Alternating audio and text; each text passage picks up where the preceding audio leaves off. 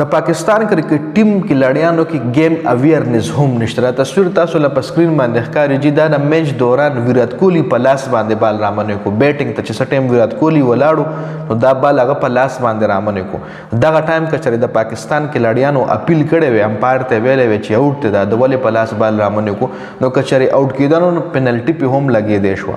رنز ته هم د انډیا ټیم نه یا د ویرات کوهلی ناکامېدی شو اور آؤٹ کېدو خطره پکې هم وه. خو دغه ټایم کې د پاکستان کرکټ ټیم چې کم کھلاړیان دي لکه بعضې زموږ ایکس کرکټرز دي هغوی به د پاکستان کھلاړیانو باندې دا تنقید کوي چې دی کې گیم اویر نشته، مطلب دی په کرکټ پوه نه دي، د کرکټ رولز نه دی ناخبر دي.